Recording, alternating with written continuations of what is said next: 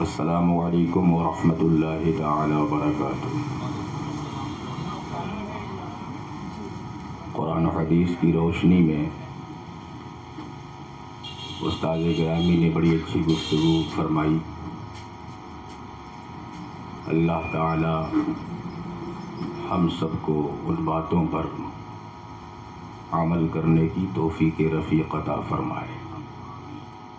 پوری بیداری اور ہوش و گوش کے ساتھ آپ حضرات تشریف رکھیں۔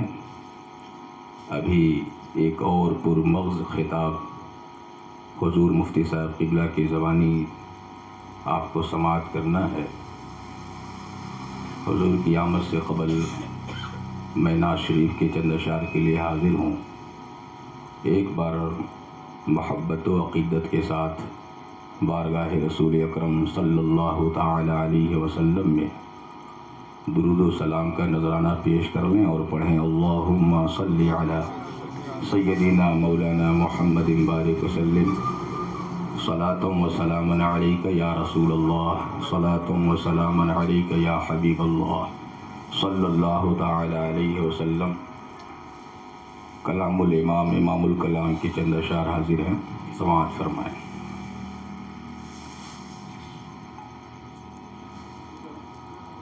دل کو ان سے خدا جدا نہ کرے، دل کو ان سے خدا جدا نہ کرے، دل کو ان سے خدا جدا نہ کرے، بے کسی لوٹ لے خدا نہ کرے، بے کسی لوٹ لے خدا نہ کرے، دل کو سے خدا جدا نہ کرے۔ تسلسل کے ساتھ چند اشعار سماعت فرما لیں۔ یہ وہی ہیں کہ بخش دیتے ہیں، یہ وہی ہیں کہ بخش دیتے ہیں، کون ان جرموں پر سزا نہ کرے، کون ان جرموں پر سزا نہ کرے، بے کسی لوٹ لے خدا نہ کرے۔ اور یہ شعر بھی ملاحظہ فرمائیں۔ اس میں روضہ کا سجدہ ہو کہ طواف، اس میں روضہ کا سجدہ ہو کہ طواف، ہوش میں جو نہ ہو وہ کیا نہ کرے، ہوش میں جو نہ ہو وہ کیا نہ کرے، دل کو سے خدا جدا نہ کرے۔ اور یہ شعر بھی دیکھیں۔ سب طبیبوں نے دے دیا ہے جواب، سب طبیبوں نے دے دیا ہے جواب، آہ عیسیٰ اگر دوا نہ کرے، آہ عیسیٰ دوا نہ کرے، دل کو ان سے خدا جدا نہ کرے۔ ایک شعر و سماعت فرما دیں۔ دل کہاں لے چلا حرم سے مجھے، دل کہاں لے چلا حرم سے مجھے، ارے تیرا برا خدا نہ کرے، دل کو ان سے خدا جدا نہ کرے، بے کسی لوٹ لے خدا نہ کرے۔ مقطع کا شعر سماعت فرمائیں۔ جان و دل ہوش و خرد سب تو مدینے پہنچے، جان دل ہوش خرد سب تو مدینے پہنچے، میں نہ جاؤں ارے خدا نہ کرے، میں نہ جاؤں ارے خدا نہ کرے، دل کو ان سے خدا جدا نہ کرے، بے کسی لوٹ لے خدا نہ کرے۔ حضور مفتی صاحب اللہ کی آمد ہو رہی ہے، نعرہ تکبیر و رسالت کی صدا بلند کرنے۔ نعرہ تکبیر، نعرہ رسالت، نعرہ رسالت، مسلک اعلیٰ حضرت علماء اہل سنت، نعرہ تکبیر، نعرہ رسالت۔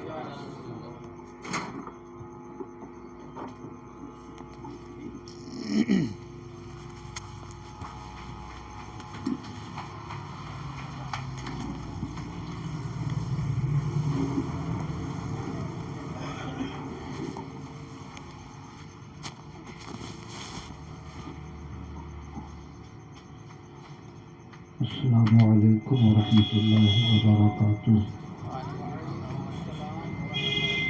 الحمد للہ رب العالمین، والصلاة والسلام علی سید الانبیاء والمرسلین وعلی آلہ وصحبہ اجمعین، اما بعد، فأعوذ باللہ من الشیطان الرجیم،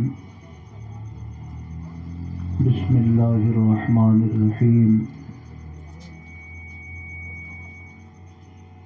ان الذین آمنوا وعملوا الصالحات سیجعل لهم الرحمن ودا۔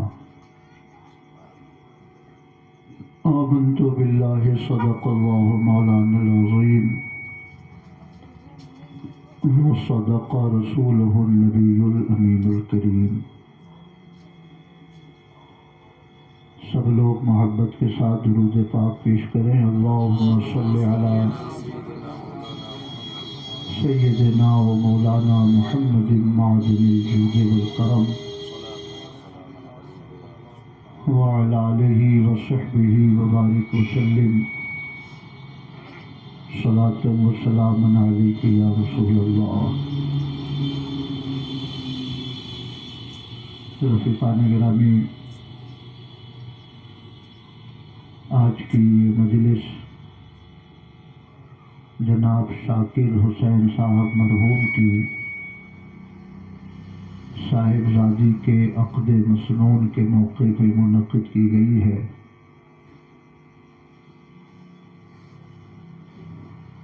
ایک دو روز میں وہ رشتہ نکاح سے منسلک ہونے والی ہیں۔ دعا کیجیے اللہ رب العزت شادی کی تمام تر تقریبات کو خیر و عافیت سے مکمل فرمائے، اور جس گھر میں یہ جا رہی ہیں اللہ پاک اس گھر میں ان کے قدم کو رحمت و برکت کا ذریعہ بنائے۔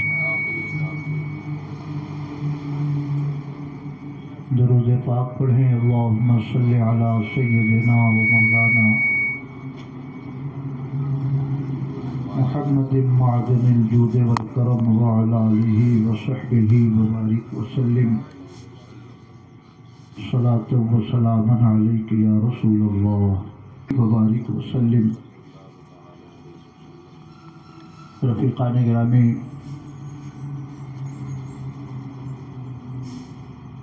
جناب شاکر حسین صاحب مرحوم اور جناب شمیم صاحب مرحوم دونوں دنیا سے رخصت ہو گئے، مگر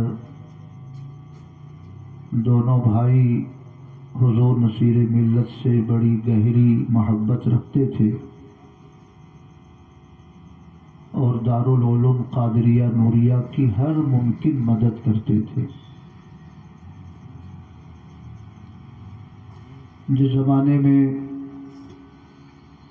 دارالعلوم بالکل ابتدائی مرحلے میں تھا،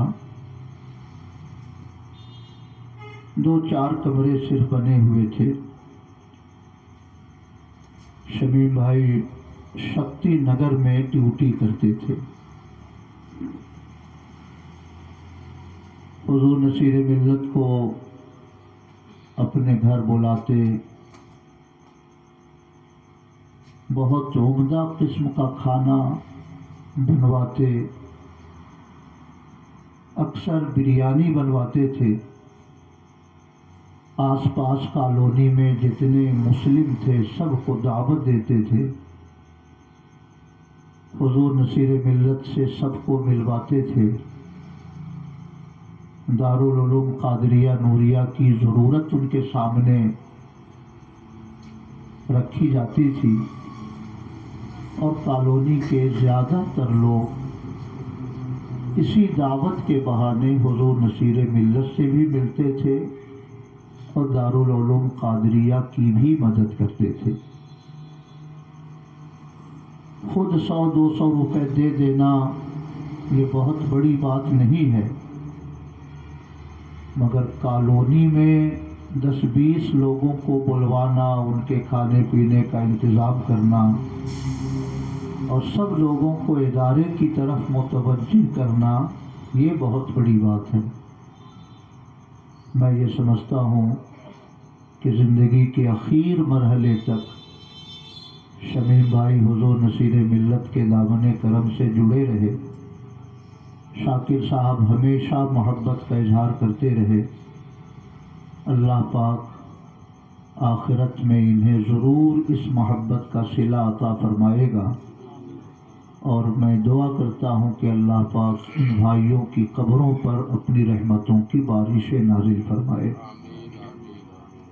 درود شریف پڑھیں۔ اللہم صلی علی سیدنا و مولانا محمد معدن الجود والکرم وعلی آلہ وصحبہ وبارک وسلم، صلاۃ و سلاما علیک یا رسول اللہ۔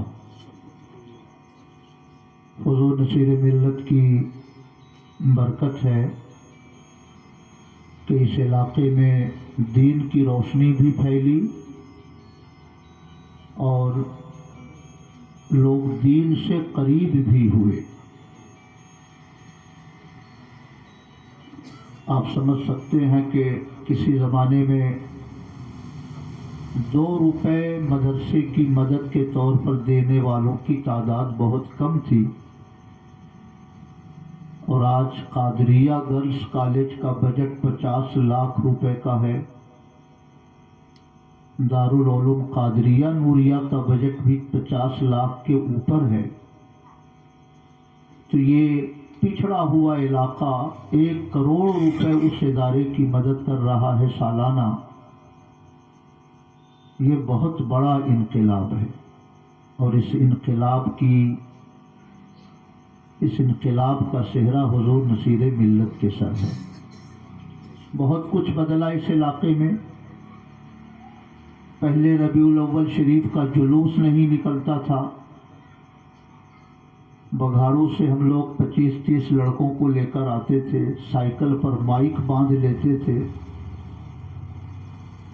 پورے شہر میں گھوم جاتے تھے، مگر مدرسے کے چند مدرسین اور مدرسے کے طلباء کے سوا اکا دکا ددھی کے مسلمان اس میں شریک ہوتے تھے۔ مگر آج آپ ددھی کا جلوس جا کر دیکھیں تو مکتب جباریہ کرکٹ گراؤنڈ سے لے کر مسجد تک پوری سڑک مسلمانوں سے بھری رہتی ہے، اور 12 ربیع الاول کے دن جب جلوس نکلتا ہے تو عوام کی اتنی کثیر تعداد ہوتی ہے کہ یہ پتہ لگانا مشکل ہوتا ہے کہ اس میں علماء کدھر ہیں۔ پہلے علماء عوام کو تلاش کرتے تھے اور اب عوام علماء کو تلاش کرتی ہے کدھر ہیں لوگ۔ تو اتنی بڑی تبدیلی یہ حضور نصیر ملت کی برکت ہے۔ ایک انقلاب یہ بھی آیا کہ کسی زمانے میں حج کرنے والوں کی تعداد بہت کم تھی۔ مجھے ایسا یاد آتا ہے کہ 2001 میں یا 2 میں حضور نصیر ملت حج کے لیے تشریف لے گئے تو ددھی سے 5-7 لوگ بھی ان کے ساتھ گئے۔ حاجی طیب علی مرحوم، حاجی حسن رضا مرحوم، سید محب اللہ مرحوم اور 1-2 لوگ رہے ہوں۔ مجھے ایسا لگتا ہے کہ ددھی سے حاجیوں کا یہ پہلا قافلہ تھا، اکا دکا لوگ پہلے بھی گئے ہوں، مگر اب الحمدللہ ہر سال حاجیوں کی بھی تعداد بہت بڑھ گئی اور عمرہ کرنے والوں کی تو کوئی گنتی ہی نہیں ہے۔ اتنی کثیر تعداد میں لوگ عمرہ کر رہے ہیں کہ شاید کوئی گاؤں ایسا ہو جہاں سے 2-4 لوگوں نے عمرہ نہ کیا ہو۔ یہ تبدیلی کیسے آئی؟ دارالعلوم قادریہ نوریہ کی برکت سے آئی، حضور نصیر ملت کی حکمت اور ان کی تدبیر سے آئی، اور وہاں کے علماء کی دینی کوششوں سے یہ تبدیلی آئی۔ اللہ پاک ہم سب کو بھی مدینہ شریف کی حاضری نصیب فرمائے۔ آج کل ددھی سے 8-10 لوگ جانے والے ہیں بغداد شریف۔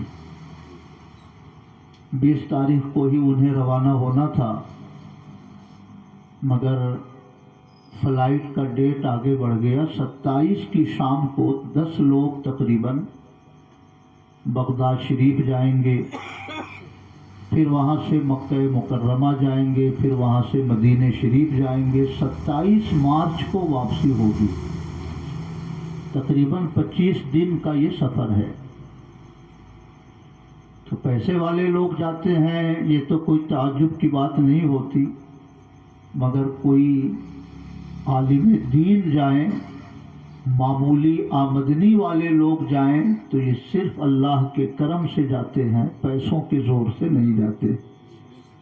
ان جانے والے لوگوں میں الحمدللہ امسال ادارے کے درجہ حفظ کے استاذ حافظ توحید جمال صاحب بھی ہیں، یہ بھی انشاءاللہ پہلے بغداد شریف جائیں گے، پھر رمضان شریف میں عمرہ کریں گے۔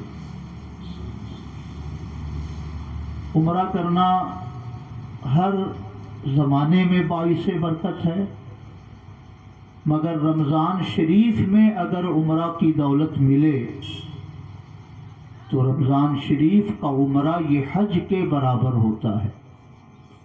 کسی پر حج فرض ہو تو رمضان کا عمرہ کرنے سے وہ حج فرض ساقط تو نہیں ہوگا، مگر ثواب حج فرض کے برابر اللہ تعالیٰ عطا فرمائے گا۔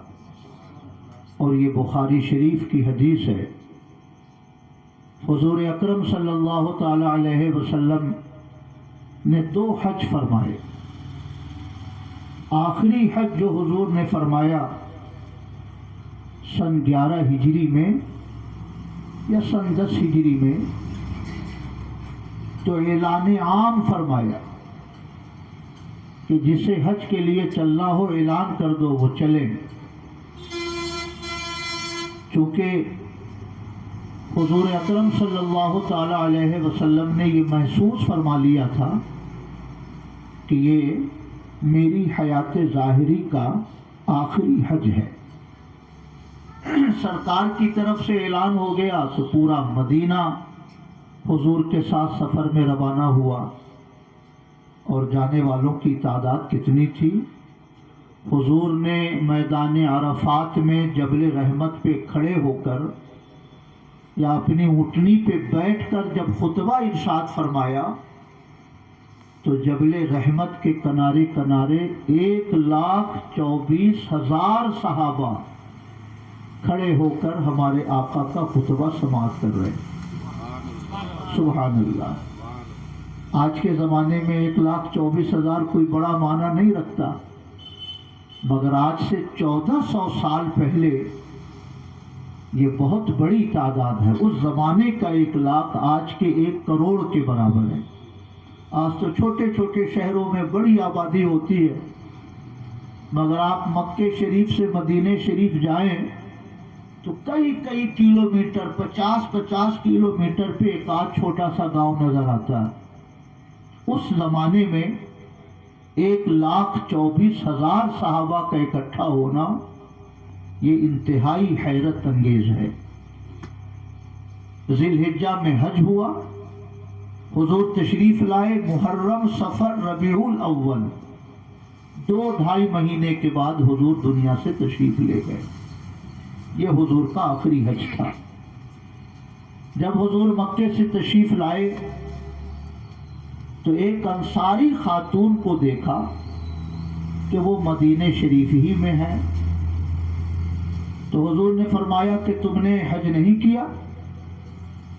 تو انصاری خاتون نے عرض کیا کہ حضور میرے پاس 2 ہی اونٹ تھے.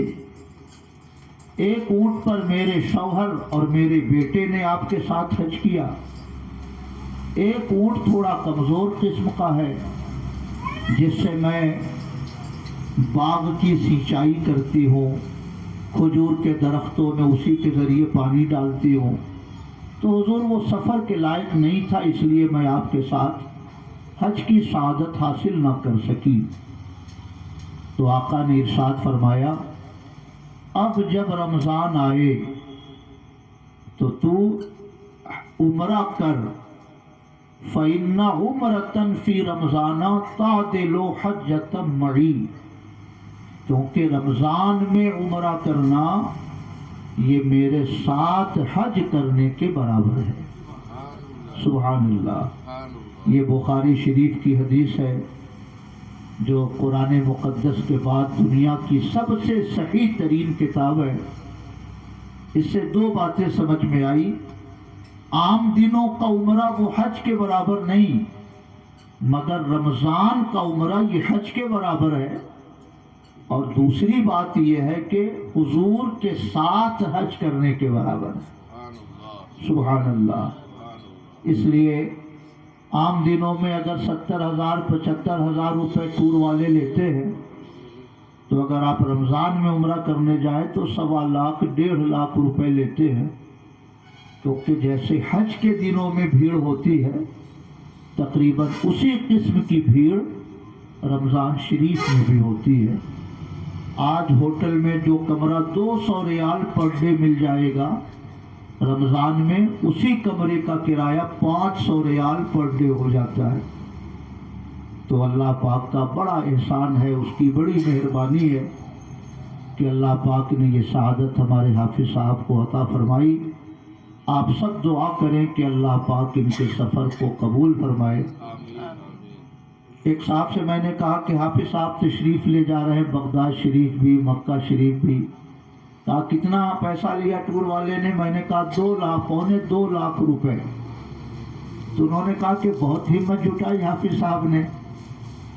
میں نے کہا کہ بات ہمت جٹانے کی نہیں ہے، بات توفیق کی ہے. کار سازی محمد کا نہ پوچھو اعجاز، بات بنتی ہے تو بنتی ہی چلی جاتی ہے۔ سبحان اللہ، کارسازی یہ محمد کا، نہ پوچھو اعجاز، بات بنتی ہے تو بنتی ہی چلی جاتی ہے۔ سبحان اللہ، یہ سرکار کا کرم ہے، جو ان کی مہربانی ہے کہ انہوں نے انہیں اذن سفر عطا فرمایا۔ آپ کو یہ جان کر حیرت ہوگی کہ پہلی بار جب مدینہ شریف میری حاضری ہوئی تو میں محرم کی تقریر کے لیے رائے پور گیا ہوا تھا۔ ایک حاجی صاحب ہیں، بڑے دین دار اور بڑے دین پرور، 10 روز تک وہ اپنے گھر کی چھت پہ تقریر کراتے اور میرے اندازے سے 1.5 سے 2 لاکھ روپے خرچ کرتے، اور وہ کہتے ہیں کہ مجھے کبھی نقصان نہیں ہوتا، اگر میں 2 لاکھ روپے خرچ کرتا ہوں تو مجھے 10 لاکھ روپے ملتے ہیں۔ سبحان اللہ، بڑے دیندار، 14 لاکھ روپے کی زمین خرید کر مسجد میں دی، اور مسجد کی تعمیر کا زیادہ تر حصہ خود انہوں نے اپنی طرف سے ادا کیا۔ تو جب روانگی کا وقت ہونے لگا، ان کی ایک عادت ہے، فجر کی نماز کے بعد بہت دیر بیٹھتے ہیں ساتھ میں، فجر کی نماز پڑھ کے نکلیں گے، بیٹھ جائیں گے آپ کے ساتھ۔ اب جب تک وہ فری ہیں وہ بات کرتے رہیں گے، اور ایک بڑی خوبی ہے، اگر کسی کے بارے میں پتہ چل گیا کہ یہ نماز نہیں پڑھتے تو ان کو اپنے گھر وہ ٹھہرنے نہیں دیتے۔ کہتے نا، بے نمازی عالم کو میں اپنے گھر میں ٹھہرنے نہیں دے سکتا، نماز نہیں پڑھے گا امام، تھوڑی سی بھی اگر بھنک لگ گئی کہ وہ عشاء میں آئے تھے مگر تراویح میں نہیں گئے، یا رات میں پہنچے تھے فجر میں نہیں پہنچے، تو پھر وہ کہیں گے آپ کہیں دوسری جگہ سے تشریف لے جائیں۔ بڑے پختہ سنی ہیں۔ خیر، 1-2 روز جب واپسی کا وقت آیا تو کہا کہ میں چاہتا ہوں کہ آپ عمرہ کر لیں میری طرف سے۔ تو میں نے کہا سبحان اللہ، اس سے بڑی بات اور کیا ہو سکتی ہے؟ تو 50,000 روپے انہوں نے عمرہ کے لیے 2011 میں دیے۔ حاجی اصغر صاحب رینو کوٹ والے، ان کو ایک ساتھی کی ضرورت تھی تو کچھ پیسے انہوں نے لگائے۔ نذیر بھائی جو آپ کے بغل میں رہتے ہیں، مجھے ایسا لگتا ہے کہ 10-20 ہزار روپے انہوں نے دیے جو جمع کرنا تھا، یعنی میرا اپنا پیسہ اس میں شاید 1000-1200 جو میرے اخراجات تھے وہ مجھے خرچ کرنے پڑے، باقی سارا انتظام یہ سرکار نے اپنے غلاموں سے کرا دیا۔ سبحان اللہ، کارسازی یہ محمد کا، نہ پوچھو اعجاز، بات بنتی ہے تو بنتی ہی چلی جاتی ہے۔ سبحان اللہ۔ اور مجھے یہ کہتے ہوئے بڑی خوشی ہو رہی ہے کہ 4 بار میری حاضری ہوئی مدینہ شریف، مگر ہر بار سرکار کے کرم سے حاضری ہوئی۔ سبحان اللہ، ہر بار سرکار کے کرم سے میری حاضری ہوئی ہے۔ سبحان اللہ۔ تو اللہ اگر انسان پختہ ارادہ کر لے کسی کام کا تو اللہ پاک رحمتوں کے دروازے کھول دیتا ہے۔ سبحان اللہ۔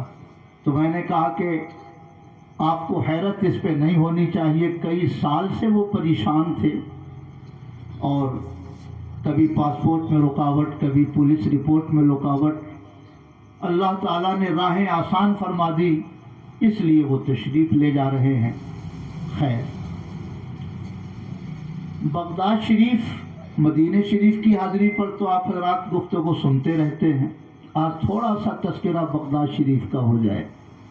درود شریف پڑھیں، اللہم صلی علی سیدنا و مولانا محمد معدن الجود والکرم وعلی آلہ وصحبہ وبارک وسلم، صلاۃ و سلاما علیک یا رسول اللہ۔ اب کی بار میری حاضری بغداد شریف ہوئی، اکتوبر میں مجھے جانا تھا 7 اکتوبر کو، مگر اسرائیل اور ایران جنگ کے خطرے کی وجہ سے فلائٹ کینسل ہو گئی۔ 9، 10، 11، 9 کو ہماری روانگی تھی۔ خیر، जनवरी में जाड़े की छुट्टी होती है 10 दिनों की, तो मैंने अप्लाई कर दिया कि जो होगा देखा जाएगा। वहाँ से वीज़ा आ गया, डेट कंफर्म हो गया कि 1 को निकलना है, 3 को वहाँ से रवानगी है। तो ये नियत थी कि मैं अपनी तरफ से जाऊंगा, भले से उसके लिए किसी से कुछ कर्ज लेना पड़े। वीज़े की कॉपी हमने भेजी हाजी साहब को, वो धमतरी वाले हाजी साहब को। उन्होंने कहा कब जा रहे हैं आप? मैंने कहा 3 तारीख को रवानगी है। तो उन्होंने कहा ठीक है, आप मेरी तरफ से जाइए, और उन्होंने 1 लाख रुपए मेरे खाते में ट्रांसफ़र किए। सुभान अल्लाह, कारसाजी ये मोहम्मद का न पूछो एजाज, बात बनती है तो बनती ही चली जाती है। इसलिए नज़र मदीने के आका पर रखनी चाहिए। अगर उनकी तरफ से इजाज़त मिल जाए तो अल्लाह पाक रास्ते खुद ही पैदा फरमा देता है। इमाम शाफी रहमतुल्लाह अलैह फरमाते हैं, किसी से उन्होंने पूछा कि तुमने बगदाद देखा? तो उसने कहा नहीं, मैंने नहीं देखा। तो इमाम शाफी रहमतुल्लाह अलैह ने फरमाया कि न तुमने दुनिया देखी न तुमने इंसान देखा। अगर तुमने बगदाद नहीं देखा तो न तुमने दुनिया देखी न तुमने इंसान देखा। सुभान अल्लाह। बगदाद शरीफ बड़ा मशहूर शेर है, ज़माने में अगर देखी तो शान कादरी देखी, दयारे गौस क्या देखा मदीने की गली देखी। सुभान अल्लाह। शहनशाहे ताजदारे अंबिया मदीने में रहते हैं और ताजदारे औलिया बगदाद में रहते हैं। सुभान अल्लाह। वहाँ से फैज़ान नबूवत तकसीम होता है और इनकी बारगाह से फैज़ान वलायत तकसीम होता है। सुभान अल्लाह। इसलिए आदमी की रूहानी ज़िंदगी उस वक्त तक नामुकम्मल है जब तक कि वो मदीना न देख ले और जब तक वो शहनशाह बगदाद के कदमों में अपनी जबीन अकीदत न खम कर दे। सुभान अल्लाह। खैर, गौसे आज़म का जिक्र तो आप सुनते रहते हैं। एक इतनी बड़ी तादाद औलियाए किराम की बगदाद शरीफ में है कि अगर कोई 6 महीना भी बगदाद शरीफ में रहकर मज़ारात औलिया पर हाजिरी दे तब भी सारी हाजिरी उसकी मुकम्मल नहीं हो सकती। 10,000 औलियाए किराम बगदाद शरीफ में आराम फरमा है। 10,000 औलियाए किराम। हमारे यहाँ छोटे छोटे लोग जो सही तौर से नमाज नहीं पढ़ सकते, मर जाए तो लंबा सा मज़ार उसका बनाया जाता है और वहाँ बड़े बड़े औलियाए किराम की कब्रें बिल्कुल मामूली अंदाज में बनी हुई हैं। चूँकि इराक़ में शियों की हुकूमत है तो अहले बैत से ताल्लुक़ रखने वाले जो बुजुर्गाने दीन हैं उनके मज़ारात तो बड़े शानदार बने हुए। हज़रत इमाम हुसैन, हज़रत अब्बास आलम बरदार, हज़रत अली मुर्तज़ा, हज़रत मुस्लिम इब्न अकील, हज़रत उम्मे हानी, हज़रत सलमान फ़ारसी, हज़रत हुर और हज़रत मूसा काज़िम, जो अहले बैत से ताल्लुक़ रखने वाले लोग हैं, उन बुज़ुर्गों का मज़ार तो इतना शानदार बना है कि आपकी आँखें टिक नहीं पाती वहाँ की खूबसूरती पर। मगर जो दीगर औलियाए किराम हैं, शियों के लिहाज से जो अहले बैत से अलग औलियाए किराम हैं, उन औलियाए किराम के मज़ारात पर वो एहतमाम नहीं है सिवाय इमाम आज़म अबू हनीफ़ा के, जो हम लोगों के जिनकी तकलीद हम और आप करते हैं। उनका मज़ार बहुत शानदार बना हुआ है। और सिवाय शेख अब्दुल कादिर जिलानी के गैर अइम्मा अहले बैत में 2 बुज़ुर्गों का मज़ार बड़ा आलीशान है। उसमें एक बड़ा मशहूर नाम है शेख मारूफ करखी का। غوث اعظم رضی اللہ تعالیٰ عنہ 470 میں پیدا ہوئے، 470 ہجری۔ امام اعظم ابو حنیفہ کا انتقال ہوا 150 ہجری، اور شیخ معروف کرخی کا انتقال ہوا 200 ہجری، یعنی غوث اعظم سے 270 سال پہلے کے یہ بزرگ ہیں شیخ معروف کرخی۔ اور مزار تو ایسے اونچائی پر ہے، مگر اصل قبر ان کی انڈر گراؤنڈ ہے۔ آپ ایسے جائیں، پھر سیڑھیوں سے اندر جاتے ہیں لگ بھگ 25-30 فٹ، تب جا کر ان کا اندر میں مزار ہے۔ ان کی شان یہ ہے کہ غوث اعظم رضی اللہ تعالی عنہ چلا کرنے ان کی قبر پہ تشریف لے جاتے تھے، اور فرماتے تھے غوث اعظم کہ مجھے شیخ معروف کرخی کے مزار سے بڑا فیض حاصل ہوا ہے۔ غوث اعظم کو جہاں سے فیض حاصل ہوا ہو، آپ اندازہ لگا سکتے ہیں کہ کیا شان ہوگی ان کی۔ سبحان اللہ۔ جو انڈر گراؤنڈ ان کی قبر ہے تو وہاں پہ وہ جگہ بنی ہوئی ہے، اوپر سے چھت ہے، انڈر گراؤنڈ شیخ معروف کرخی کا مزار ہے، اور یہ محراب نما 2 حصہ بنا ہوا ہے۔ ایک حصہ محراب کا وہ وہی ہے جس میں غوث اعظم رضی اللہ تعالیٰ عنہ چلا کے لیے تشریف لے جاتے تھے۔ پہلے یہ مجوسی تھے،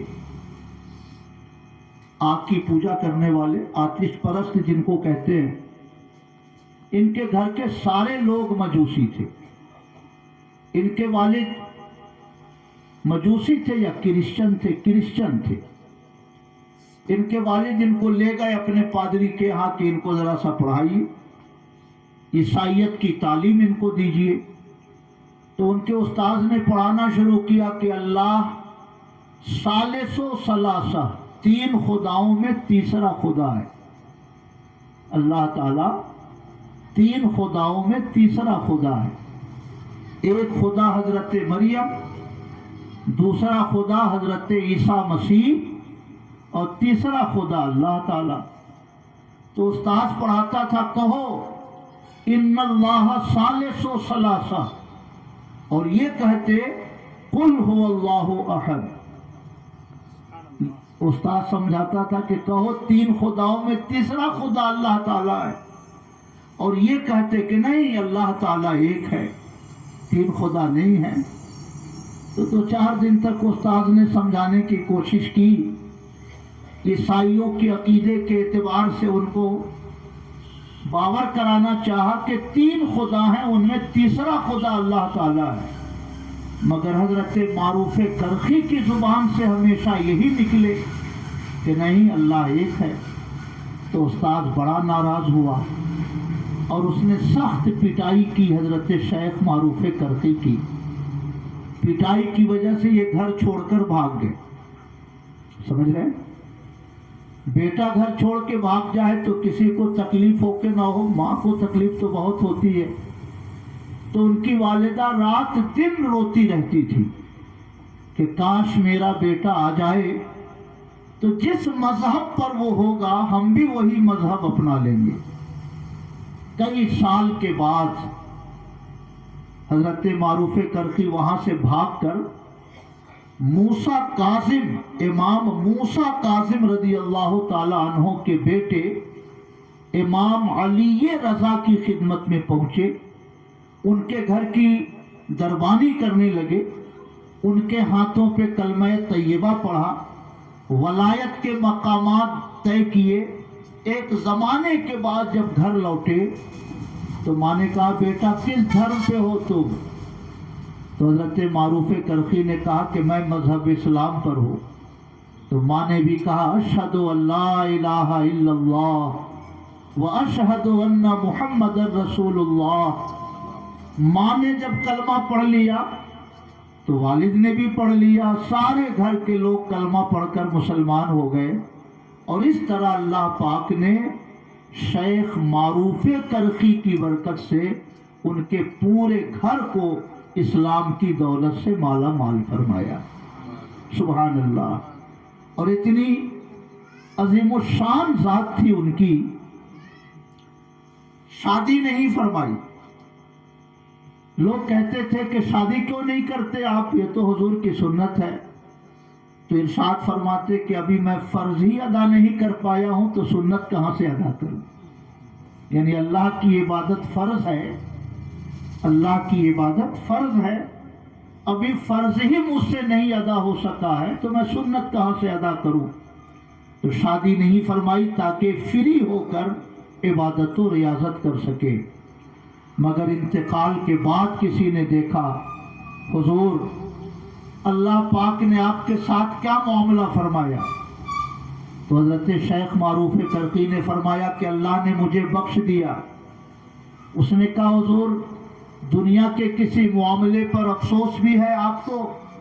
तो इरशाद फरमाया, हाँ शादी ना करने का मुझे अफसोस है, काश मैंने शादी करके नबी की सुन्नत भी अदा कर ली होती तो मेरी जिंदगी का ये बाब भी मुकम्मल हो गया होता। सुभान अल्लाह। खैर, मोछ कटवाने जाते हैं ना लोग हजाम के यहाँ, हर लम्हे वो अल्लाह की तस्बीह पढ़ते रहते थे। हजाम आता ताकि उनके मोछ बना सके, उस वक्त भी वो सुभान अल्लाह सुभान अल्लाह सुभान अल्लाह पढ़ते रहते। तो हजाम कहता कि अगर इस तरह पढ़ते रहिएगा तब तो मोछ नहीं कट पाएगी आपकी।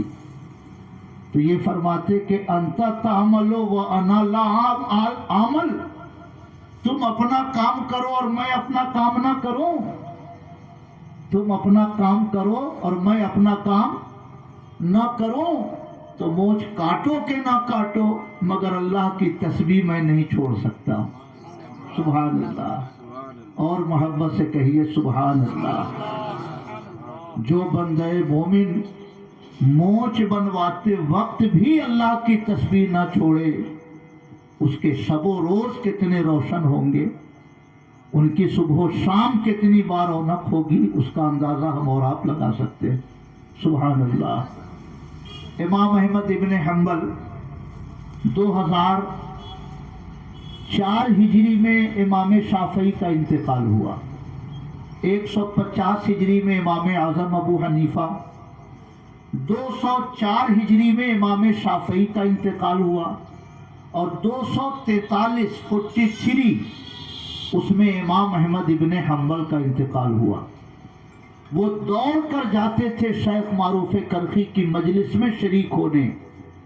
तो लोग कहते, हुजूर शेख मारूफ करखी तो अनपढ़ हैं, ये कोई मुहद्दिस नहीं, कोई फकीह नहीं, आप उनकी मजलिस में क्यों जाते हैं। तो इमाम अहमद इब्न हम्बल फरमाते कि सुनो, मैं इसलिए जाता हूँ क्योंकि इमाम अहमद इब्न हम्बल जहाँ तक न पहुँच सका, अल्लाह पाक ने शेख मारूफ करखी को वहां तक पहुंचा दिया। सुभान अल्लाह। इसलिए मैं इसलिए जाता हूं ताकि उनकी बरकत मैं हासिल कर सकूं। उनकी जिंदगी बड़ी खूबसूरत, बड़ी रौनक वाली। इमाम शाफई रहमतुल्लाह अलैह ने लिखा है कि कब्र मारूफिल करखी तिरयाकुन मुजर्रबुन ले इजाबती दुआ, दुआओं की कबूलियत के लिए शेख मारूफ करखी की कब्र तिरयाक मुजर्रब है। सुभान अल्लाह। तिरयाक जहर को काटने के लिए जो चीज इस्तेमाल करते हैं उसको तिरयाक कहते हैं। तिरयाक मुजर्रब यानी ऐसी दवा के जिसका बार बार तजर्बा हो चुका है। इमाम शाफी फरमाते हैं कि मारूफ करखी की कब्र दुआओं की कबूलियत के लिए तिरयाके मुजर्रब है। सुभान अल्लाह। कुछ लफंगे टाइप के लोग हंसते खेलते गुजर रहे हैं हजरत मारूफ करखी की कब्र के घर के पास से। लोगों ने कहा, हुजूर इन लोगों के लिए बद्दुआ कर दे, इनके दिल से दुनिया का खौफ निकल गया है, ये देखिए हंसते खेलते जा रहे हैं। तो शेख मारूफ करखी ने दुआ फरमाई, अल्लाह तू इनकी आखिरत को भी इतनी अच्छी बना दे जैसी तूने इसकी दुनिया अच्छी बनाई है। सुभान अल्लाह। जैसे तूने इनकी दुनिया अच्छी बनाई है مولا ان کی آخرت بھی اچھی بنا دے. یہ دعا کرنی تھی کہ سب کے سب توبہ کر کے اسلام کی راہ پر گامزن ہو گئے. سبحان اللہ. لوگوں نے کہا حضور ہم لوگوں نے تو بد دعا کے لیے کہا تھا آپ سے اور آپ نے دعا کر دی. تو شیخ معروف کرخی نے فرمایا کہ میں نے دعا کر دی، اس سے اگر اس کی آخرت بہتر ہو گئی تو تمہارا نقصان اس میں کیا ہے. سبحان اللہ. میرے بھائیو، امام شافعی رحمت اللہ علیہ نے دو بزرگوں کے بارے میں لکھا ہے، شیخ معروف کرخی کے بارے میں کہ ان کی قبر دعاؤں کی قبولیت کے لیے تریاق مجرب ہے، اور ایک امام موسیٰ کاظم رحمت اللہ علیہ، ان کے بارے میں لکھا ہے کہ موسیٰ کاظم کی قبر دعاؤں کی قبولیت کے لیے تریاق مجرب ہے. سبحان اللہ. میرے بھائیوں، حضور کے بعد غوثیت کے مقام پر فائز ہوئے حضرت صدیق اکبر، پھر حضرت عمر فاروق، پھر غوث اعظم بنے حضرت عثمان، پھر غوث اعظم کے منصب پر پہنچے حضرت علی، پھر حضرت حسن، حضرت حسین، حضرت امام زین العابدین، امام باقر، امام جعفر صادق، امام محمد تقی، امام علی نقی، امام موسیٰ کاظم. یہ 8-10 جو میں نے بزرگوں کا نام لیا، یہ سب غوثیت کبریٰ پر فائز ہوئے، سب غوثیت کبریٰ کے مقام پر فائز ہوئے. 270 ہجری یا 245 ہجری میں حضرت امام علی رضا کا انتقال ہوا. شیخ معروف کرخی کے استاذ امام علی رضا 240-45 میں ان کا انتقال ہوا. اس وقت سے غوثیت کبریٰ کا منصب خالی تھا. جب 470 ہجری میں غوث اعظم پیدا ہوئے تو اللہ پاک نے غوث اعظم کو غوثیت کبریٰ کے مقام پر فائز کیا.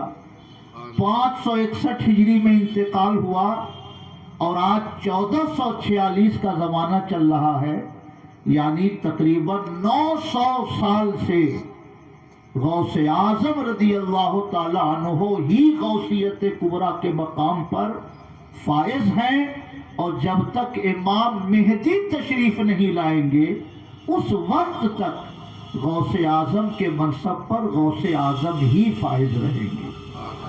سبحان اللہ.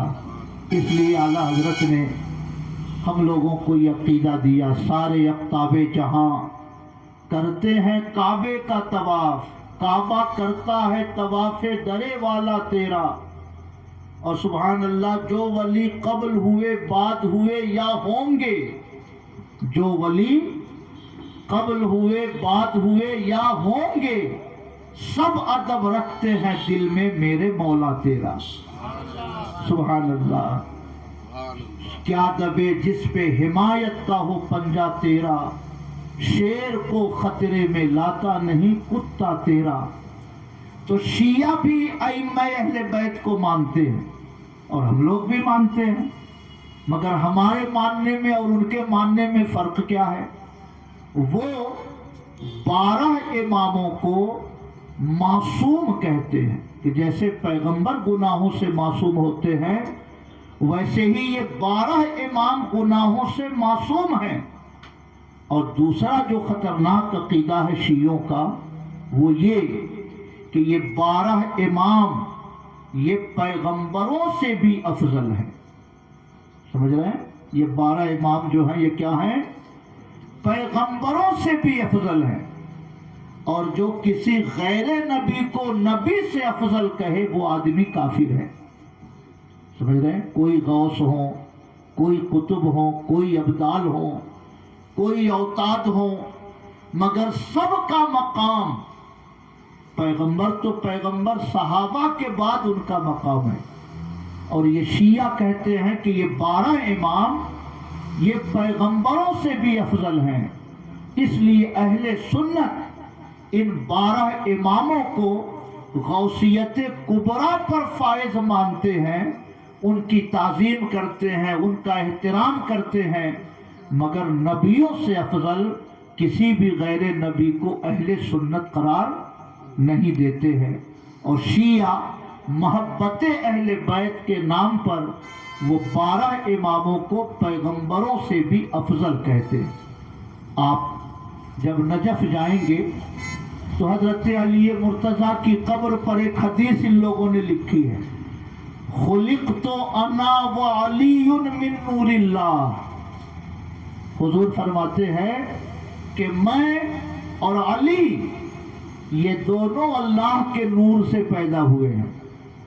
तो कहने का मतलब ये हुआ कि अल्लाह के नूर से पैगंबर भी पैदा हुए और अल्लाह के नूर से हजरत अली भी पैदा हुए थे। ये दोनों बराबर के हैं। ये क्या है? दोनों बराबर के हैं। और हजरत अली की जो औलाद है वो भी गोया पैगंबर की औलाद है। इसलिए वो कहते हैं कि ये 12 इमाम ये तमाम पैगंबरों से अफजल हैं। ये कुफ्र का अकीदा है। मेरे भाइयों, आजकल यूट्यूब पर इसी गुमराह कुन अकीदे को मौलाइयत के नाम पर फैलाया जा रहा है। समझ रहे? किसके नाम पर? मौलाइयत के नाम पर इसी अकीदे को फैलाया जा रहा है। आप सब यूट्यूब पर बड़ा वक्त गुजारते हैं, भांत भांत के लोग हजरत अली की फजीलत पर, हजरत हसन हुसैन की फजीलत पर, हजरत मूसा काजिम की फजीलत पर वीडियो डालते हैं। इन बुजुर्गों की फजीलत से हमें भी इनकार नहीं है, लेकिन अगर कोई शिया कहे कि कुरान के 40 पारे थे, 10 पारे अहले बैत की तारीफ में थे, सहाबा ने 10 पारों को दबा दिया, 30 पारा जनता तक पहुंचने दिया, तो हम अहले सुन्नत इस काफिराना अकीदे को कभी कबूल नहीं करते हैं, है ना? क्योंकि अल्लाह ताला ने फरमाया है, इन्ना नहनु नज़्ज़लना ज़िक्रा व इन्ना लहू लहाफ़िज़ून। हमने ही कुरान उतारा है और हम ही इसकी रक्षा करने वाले हैं। तो जब अल्लाह ने वादा फरमाया कि हम इसकी रक्षा करेंगे और साहबा ने 10 पारे दबा दिए, इसका मतलब है कि खुदा कुरान की हिफाजत न कर सका। तो ये एतराज़ सहाबा पर नहीं होगा, बल्कि ये एतराज़ तो अल्लाह की कुदरत पर होगा। इसलिए जो कुरान को अधूरा कहे, जो कहे कि कुरान 40 पारे का था, 30 पारे सहाबा ने मुसलमानों तक पहुंचने दिए, 10 पारे दबा दिए, वो काफिर है, वो इस्लाम के दायरे से बाहर है। भले से वो या अली का नारा लगाए, भले से वो या हैदर का नारा लगाए, भले से वो हसन हुसैन की मोहब्बत का दावा करे, मगर जो कुरान को नामुकम्मल कहे वो कभी भी मुसलमान नहीं हो सकता। समझ रहे हैं? जब इमाम हुसैन मैदान करबला में पहुंचे, उबैदुल्लाह इब्ने ज़ियाद और यजीद के लश्कर से लड़ाई का टाइम आया तो भाग खड़े हुए, तभी तो इमाम हुसैन तनहा हो गए, पूरा कुंबा शहीद हो गया। अगर ये जालिम कूफा वाले खड़े रहते उनकी मदद के लिए तो 12,000 की फौज को शिकस्त देना ये कोई बड़ी बात नहीं थी, मगर जान की डर से भाग खड़े हुए। और अब ये जालिम काला कपड़ा पहनते हैं, काला इमामा बांधते हैं, हजरत अली के मज़ार के बाहर, हजरत हसन इमाम हुसैन के मज़ार के बाहर सब रात दिन मातम करते रहते हैं। समझ रहे हैं? रात दिन सीना पीटते रहते हैं। हम अहले सुन्नत ये अकीदा रखते हैं कि काफिर हैं जो कायल हैं ममाते शुहदा के, हम जिंदे जावेद का मातम नहीं करते। हम जिंदे जावेद का मातम नहीं करते। हम शहीदों को जिंदा समझते हैं, क्योंकि उनके जिंदा होने पर तो कुरान में फरमाया गया, वला तक़ूलू लिमन युक़्तलू फ़ी सबीलिल्लाहि अमवात। जो अल्लाह की राह में शहीद कर दिए गए उन्हें मुर्दा न कहो, वो जिंदा हैं। जब जिंदा हैं तो मातम कैसा, जब जिंदा हैं तो मरसिया कैसा, जब जिंदा हैं तो नौहा कैसा।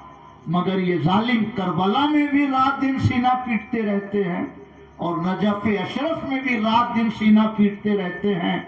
ہم جیسے اپنے پیغمبر کے لیے قرآن پڑھ کے ثواب پہنچاتے ہیں، ویسے ہی کربلا میں امام حسین کے لیے بھی قرآن پڑھ کے ثواب پہنچاتے ہیں، نجف اشرف میں حضرت علی کے لیے بھی قرآن پڑھ کے ثواب پہنچاتے ہیں۔ مگر اہل سنت کبھی بھی اپنے کسی نبی یا اپنے کسی شہید کا ماتم نہیں کرتے، ہے نا؟ خیر، وقت مجھے لگتا ہے کہ زیادہ ہو رہا ہے، آپ حضرات کے چہرے کی رونق دھیرے دھیرے کچھ کم ہو رہی ہے، اس سے اندازہ ہو رہا ہے کہ ٹائم کچھ زیادہ ہو گیا، مگر میں نے یہ ذکر اس لیے شروع کیا کہ زندگی کا کام کبھی ختم نہیں ہوتا، مکان بنانا ہے، بن جائے گا تو شادی کرنی ہے، شادی ہو جائے گی تو موٹر سائیکل خریدنی ہے، اسی طرح یہ دنیا چلتی رہے گی۔ اس لیے اس چکر میں نہ رہیے کہ شادی کریں گے تب مدینے جائیں گے، مکان بن جائے گا تب مدینے جائیں گے۔ اللہ تعالیٰ اگر توفیق دے تو سب سے پہلے مدینہ جائیے، مدینے والے کے صدقے میں مکان بھی بن جائے گا اور مدینے والے کے صدقے میں انشاءاللہ آپ کے بچوں کی شادی بھی ہو جائے گی، ہے نا؟ سبحان اللہ۔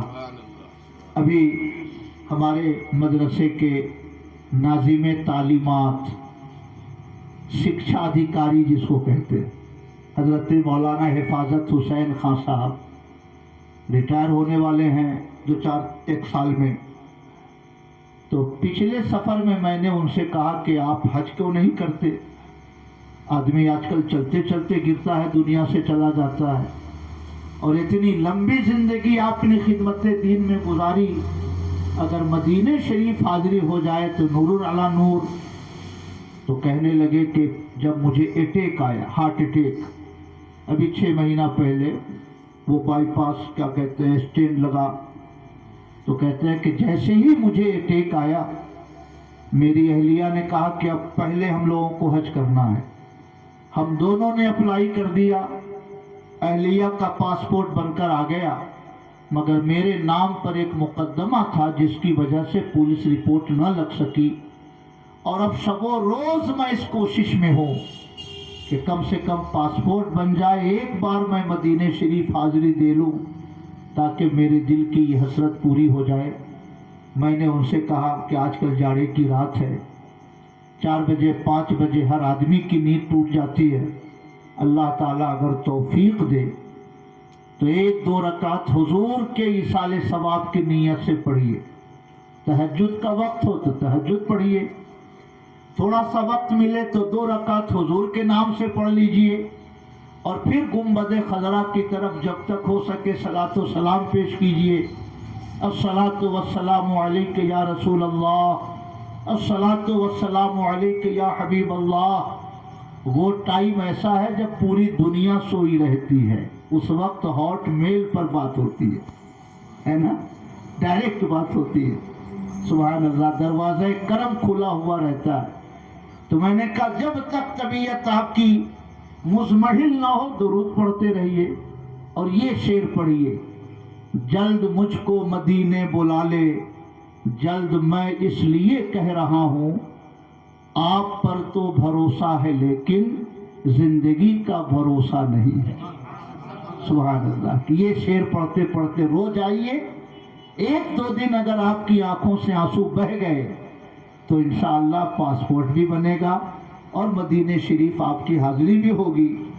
دنیا والوں کا کام دنیا کے ڈی ایم کرتے ہیں، اور ایمان والوں کا کام گنبد خضرا کے تاجدار کرتے ہیں۔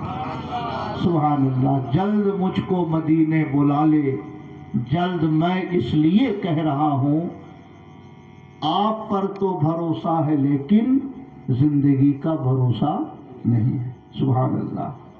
ہمارے حاجی فقیر علی صاحب ہمارے مدرسے کے صدر ہیں، حاجی پیر محمد صاحب ہمارے ادارے کے نائب صدر ہیں۔